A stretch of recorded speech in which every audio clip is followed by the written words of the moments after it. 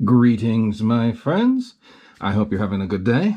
Today I want to show you what I hope is the final repair step for this 1980 Kenwood TS-130S transceiver. This is a high-frequency amateur radio transceiver. It covers 3.5 to about 30 megahertz, and it is a wonderful piece of kit.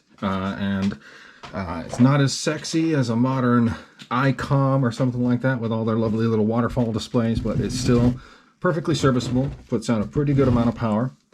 However, because of their age, a lot of these transceivers end up with problems with some of the relays. I will be linking a video that I did previously where I replaced the RF attenuator relay, and the RF attenuator is a system in this radio that drops the radio frequency energy coming in by 20 decibels, and that's really good for helping pick out relatively quiet signals from the roar of background noise. That system wasn't working at all on this radio, and it also has a relay right here that is actuated when the radio goes into transmit mode, and that was not working right either. This particular one, there seems to be a problem fairly common to these radios after they've been working for a long time or sitting for quite a while, because the way relays work is they're basically a switch controlled by an electromagnetic clips, goes back and forth, clips together, opens up, clips together, opens up. Well, those contacts over time begin to build up oxidation, and then they don't conduct very well. And in this case, it's a double position switch. So it's conducting one way, then when it's released, it's going up, and then it's conducting in another way. And so the problem that we see with these is when you go from send to receive mode, when you turn off the transmit, your receiver is very, very faint. It's like your receiver is not working right. It's almost like the radio is desensed. And that is a result of this relay not releasing properly. It's no longer in send mode, but it's also not really receiving properly. And sometimes you can, toggle send, receive off and on, off and on, off and on, and get the relay to play nicely. But the upshot is really, you just got to replace the relay. So to do that, I've already turned this radio over. I will link the previous video where I did the RF attenuator relay replacement. That's a bit different and a different relay. I have the new relay that we're going to install here. And so I've already removed the screws to get the bottom off of this radio. So the radio is upside down right now. In order to take the bottom off of this radio, you have to remove 4 screws on either side. And these two on here, you have to remove these ones that are actually in the top cover. You don't have to remove the other screws on the top. We can leave the top cover in place.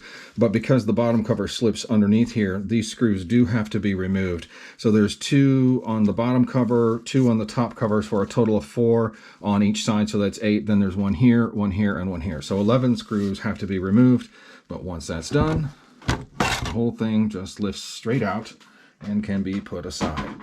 So this is the RF board, and this is the relay in question that we are going to remove. In order to do that, we are going to have to remove the entire board, and that is going to be a bit of a task because I'm going to have to remove all of these plugs. Now these radios, just for warning, these radios were built with a technology called CMOS, complementary metal on semiconductor, I believe is what it stood for. But they're subject and sensitive to static discharge. So you really want to be careful when you're poking around in these radios, not to basically you want to ground yourself frequently and not risk getting static going into the radio. Oh, I don't need to disconnect those. Those are on this, these are the switches for up here. So I'm going to need to disconnect. Let's move this out of the way. Let's remove this.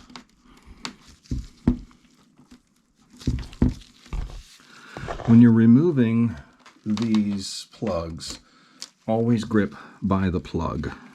These wires will pop right out. The really nice thing about these old transceivers is that they're all numbered and they're really hard to mix up where you're putting stuff. But if you're confused, take a picture or do something like write it down, do something like that, just to make sure that you are on track.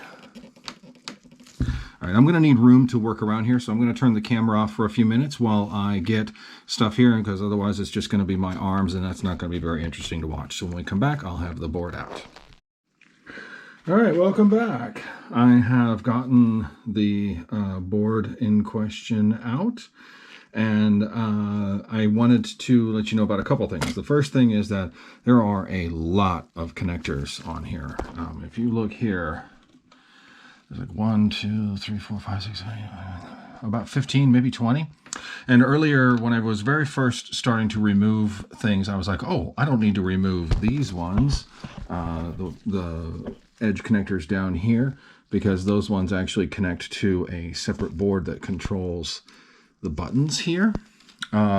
And I thought, oh, I don't need to remove those. Well, because the board had to come out from underneath these wires, I actually did end up having to remove those just to give myself enough slack to remove these. You do not have to remove these zip ties. I would recommend not doing so unless it's absolutely necessary, because it will be just a pain to put it all back together. And thankfully, as I noted before, all of these things are clearly numbered, and all of the components on the board are also clearly numbered. So like this one here is 25, this one here is 26, and so on. So putting it back together will not be much of a hassle. Most of these are in the right position. They won't be too much difficulty to get back in place. But also, if I'm confused, all I got to do is look at the number. That is one thing I really love about these Kenwoods, especially of this era, is that they are definitely built with folks like us who like to modify or repair their own gear in mind. With that said, I want to have you, I meant to have this over here before I started recording, but you know, it is what it is. You can get the service manual for this transceiver online. I've just printed it out. It has everything: schematics, printed circuit boards, the diagrams for them, the layouts for the components, where the adjustments get made, and as well, there's an entire table of parts for every one of these things. Literally every part in this radio is on a table in here. Now, many of those parts are no longer available, but it's a great resource for being able to locate the parts that you need, if you want to get the originals, or to find what is a comparable substitute. So that's great. This board looks to be in pretty good shape. I will leave a link to that service manual in the description, by the way, so you can get it yourself if you need to. So this board, like I said, looks to be in really good shape. That's the single sideband filter. Not going to mess with that. This is the relay that we're having trouble with right here. So we're going to remove that relay, and we are going to replace it with the one that I just got today. So to do that, I will just need to desolder the relay from back here, which I will do in just a moment. One other thing to note is that there are several screws here of different types. There are 4 of these brass screws. They appear to be non-magnetic, and they have these plastic collars, and they go deeper into the radio through these standoffs. So be careful when you're taking it apart. These 3 here along the back edge right here, or go along the back edge of the radio over here, and they're just standard metal screws. But these other ones, these brass ones, go into these plastic rings, and they go through these brass standoffs. So you got to make sure you put those back together correctly. Okay, so the next thing I'm going to do is I'm going to flip this board over, and I'm going to desolder and remove the relay, and then we will look at putting the new one in place, and be back in a moment. All right, my friends, welcome back. I have proceeded to remove and reinstall the new relay. It is right here. All of these connections have been replaced, and so I am going to put the cover back on in a moment and give this sucker a test to see how the relay is working now. So It was pretty straightforward. Removing it means desoldering 15 different pins, so watch out for that if you do plan to replace this. And I didn't mention this before, but this is the Omron LZN4 12-volt relay. Omron doesn't make these anymore. Nobody does. There was a replacement, and I don't remember the model number, but it was by Matsushita. But that one is also no longer made, which basically means this is what you got, and you have to get it either new old stock, or there is someone who is making a replacement daughter board that plugs into this location with two smaller relays to take the place of this dual position, dual throw. Apparently it works really well. You can find that online. But if you can find the original relay, that's my preference, is to kind of like be the original stock.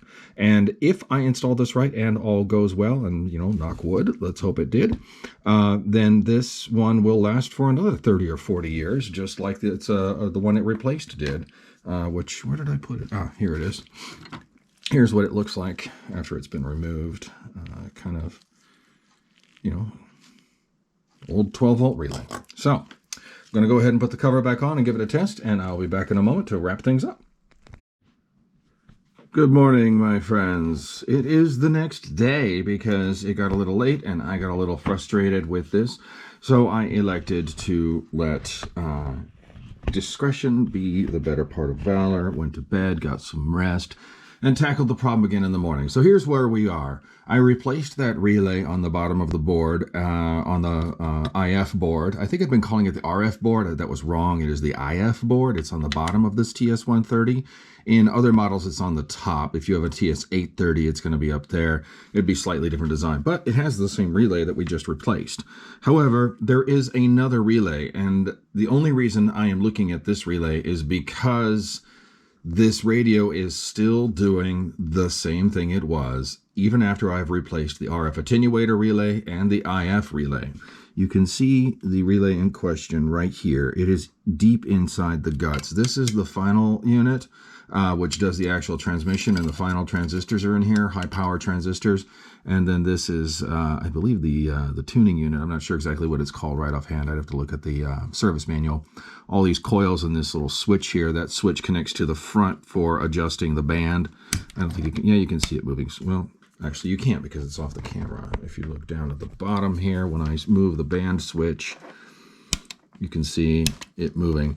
That adjusts the frequency you're hearing and picking up. And this relay, I did something that is probably not the smartest thing, but I opened it up carefully, and then I powered it on and put it into transmit mode on low power so I wouldn't be interfering with anybody, because I still needed to be able to pick up stuff, and putting it on a dummy load, I can't pick up anything.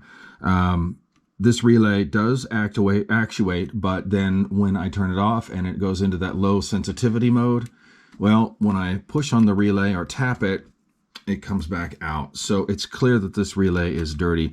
Here's the problem. I don't have a replacement for this relay. I'd have to buy yet another one, and they are expensive. So I'm not sure if I'm going to do that right away. I think what I'm going to do is try and figure out a way to get this section off so I can get to that relay, possibly gently get its cover off and try and clean it inside.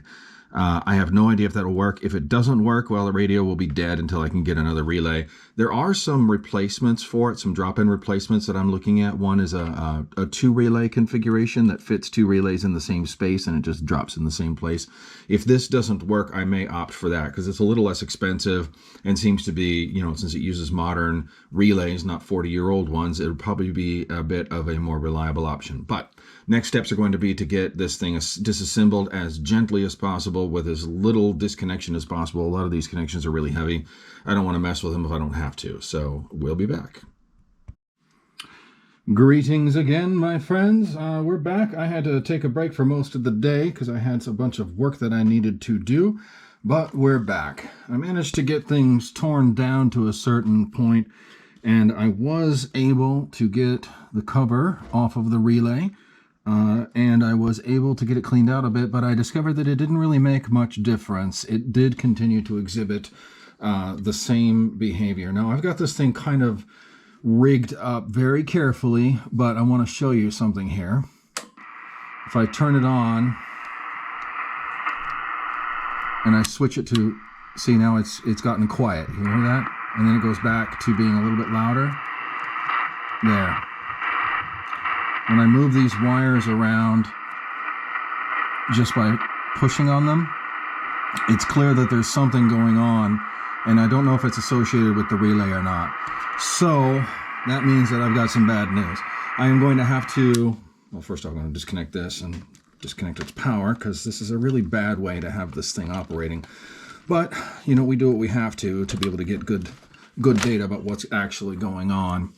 I believe that there are possibly some cold solder joints, or possibly just some bad solder joints where these wires connect. It's not totally clear. It might actually be at the other end here. I don't know. So there's going to need to be some diagnosis going on there. What that really means, though, is I'm going to have to pull this entire board out. And that is going to be an undertaking, which, you know, I don't mind doing, but still, I wouldn't lie. I wouldn't be lying if I said I didn't want to do it. All that said, it's fine. By the way, getting the finals off is actually a relatively simple process. I had to disconnect. You have to unscrew a bunch of screws on the other side that hold these components in place, things like the external VFO. I'm not sure exactly what that is right offhand. It's the external speaker plug. The power plug is just a compression thing here. You just push on that on both sides, it slides right through. And this is the CW key. They're all just held on with varying forms of these rings and washers that clamp them to the back. So once those are removed, you're good. You do need to disconnect a couple of cables inside on the main board here. Down here, the drive and ground cables. And this cable here, 73, that goes to this RF relay board, you'll need to disconnect those so that they can be loose enough. Over here on this side where I'm pointing, these cables are too tight normally to be able to get to that easily. So I disconnected those just so I could flip them out of the way. I've since reconnected them, but to get to the relay, I needed to disconnect all of these plugs, and unfortunately it wasn't enough. I'm going to have to actually remove the entire board, which I'm going to do next. But looking at this thing more carefully, I've mentioned a few times that I really love these old Kenwoods for the way that they label everything. Like you can see that this particular one here says 59, and it plugs into jack 59 on the board. However, for these cables here, these gray ones that go from this switch, this is the back end of the band switch, the one that you flip on the front that changes from 10 meter to 12 meter, 15, 20 meter, and all of it's labeled in frequencies on the front, but in the end, it's just a multi-position switch, and each one of these switches connects to one of these gray wires on the top and the bottom, and they go to specific places, and the board itself is labeled. It says 3.5 here. I'm not sure how clearly this is coming in here. Let me angle this a little bit better. Down here it says 3.5 and 7 and 14 and 10. So we've got our 20 meter band, and we got 40 meter and 20 meter and so on up the scale. And those are on both sides. But unlike every other plug on the radio, these wires, although they appear to be just simple compression fit, push on, pull off, they aren't labeled. So I'm not going to start pulling these things off until I've got some paper labels here. I'm going to pull them off one at a time, and I'm going to label them with where they go, because otherwise it is going to be a nightmare to plug them back together. So definitely a word to the wise, and there's two sets of these things. They're on the top and they are on the bottom, so you got to make sure that all of these wires are labeled with where they go before you start disconnecting them. After that, I'll need to disconnect the main power lines here going to the finals assembly, and pretty sure that'll be just about it. Oh, one more word. If you do need to remove this, there is a screw in here, just a screw lug that holds this thing that's for grounding the whole assembly. Gosh, all this stuff is in the way. All right. There. And it's just a simple Phillips screw. You just unscrew that, and this whole cable package, once you've disconnected everything else, that whole package of cables will just come loose as a unit. But be careful when you're doing all this stuff, especially if the radio's been on, because, you know, charged capacitors can do you some harm. So, you know, just be careful. Yeah, other than that, I think that there's no, this stuff down here is not part of that board. So I believe this board will come out without a whole lot of fuss now that I've gotten it to this point. I really hope that I don't end up needing to desolder anything. It looks like I may not need to, but I'll find out as I get further in. So we'll be back in a minute once I've got that board out, and we'll do some more analysis. My plan is to remove the relay. The one that I took out yesterday is actually, ironically enough, this one appears to still be perfectly functional. I ran it through some tests and it seems to be totally good. At least from the tests I was able to run on it. So I'm going to pull the other one out, run a similar set of tests, see if it needs some sort of cleaning that I can do with it out. Otherwise, I might actually end up putting this relay that used to be on the IF board in the back here, and we'll see if we can isolate the real problem here, which I believe may actually be either this relay or the cold solder joints or some other sort of broken connection somewhere on the back of this board. So what I'm probably going to end up doing, pull the whole board, inspect it, probably just resolder most of the joints. Anything that looks suspect, I'm just going to resolder it. The word on the street that I've gotten is that a lot of these old Kenwoods had problems with cold solder joints that didn't show up for a long time until the rig was kind of old. And guess what? This is an old Kenwood, so I might be experiencing that kind of issue. But we'll see in a minute, so I'll be back shortly. All right, and we're back. So things are weird. I discovered after tinkering with it for a little while longer that first off, I found that there was a problem here with this relay board. Recently, I replaced this relay. That's in another video, which is linked in the description. But while I was doing it, I was eyeing this capacitor here, which is a 0.47 microfarad 50-volt capacitor. When I was doing more analysis today, I decided, you know, that capacitor looks just a little dodgy, and I've got a whole box full of capacitors in here. So I'll just replace it. I mean, it's a bog standard, you know, off-the-shelf component, nothing special about it. So I pulled it out and I replaced it. But when I did, I made a mistake and pulled the wrong one out of my box, and I got a 47 microfarad capacitor instead of a 0.47 microfarad capacitor. So basically 100 times larger in terms of capacitance. Now, it didn't affect the radio negatively, except that because this capacitor is part of the switch that, or is part of the circuit that drives the coils here, when it charged after turning on the RF attenuator, then as soon as I let off the RF attenuator, it would take about 3 seconds for it to fully discharge and for the coil to release. Now, that combined with what was going on with the rear relay, because what I did was I took off the cover and I sprayed it with a little bit of this stuff, Deoxit D5. I don't recommend you use this on a relay, by the way. I did it because it was essentially a last ditch kind of thing.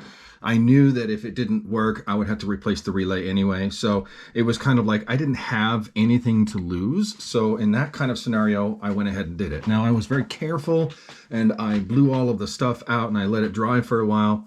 But I'm starting to think now that the Deoxit just took a little longer to work than I had initially expected, and that the behavior I was actually seeing before when I was doing my testing to try and identify whether it was the relay or some kind of loose wire was actually related to this bum capacitor. And so in the interest of eliminating more variables, I replaced this with the right capacitor, a 0.47 microfarad 50-volt capacitor, and it works now. At least it seems to do. When I put it into send mode, I've got the power turned way down and I'm on a dead band, so there's nothing going to happen here. But it happily switches in and out of transmit mode and does not go into the receiver desense. And I think that what I was seeing was a consequence of having the wrong capacitor in here, which, you know, is a lesson learned. I shouldn't try and fix more than one thing at a time. I should focus on one thing, get that fixed and known to be working before I move on to another. Lesson learned. Another possibility and a probability is that there was some problems with that relay, but that Deoxit cleaning that I did, as well as cycling it so many times, has gotten it back to a good state, but that is probably not permanent. I expect that with use it will eventually fail again, but by that point I can have a new relay ready to go and just drop it in there. Now that especially now that I know how to take this thing apart, I decided not to have to take that board out, but now I know how to do it. And my inclination is that if this thing is working for the time being, I'm going to put it back together. I'm going to enjoy it for what it is, a darn fine transceiver. And we will see how things go over the course of the next few days as I use the thing. But as it stands right now, I don't see any trouble at all with this transceiver. Hopefully it will stay this way. So I'll be back in a moment with the radio fully assembled, and we'll start doing a couple tests, see if we can pick up a couple of contacts. So thank you very much. Be right back. Greetings, my friends. I believe that we are good to go with this lovely little radio. It is now working in the send and receive mode. If I put it into the continuous wave and transmit with it, I'm turning the carrier way down, and I'm on a disused frequency, so not disturbing anybody. Works with push to talk too. No receiver desense, and so far it's been doing a good job. And the RF attenuator works as well, so that makes me quite happy. So I hope you have enjoyed this video, although it did get a little long and we went on a couple of excursions into strange places. I think that I learned a lot. I hope you learned a few things along the way. I'm still learning how to do this whole YouTube thing at the same time that I learn more about the gear that I'm working with, so maybe it's a journey we can go on together. If you enjoyed this, please subscribe and leave a comment if you like, and I look forward to seeing you next time.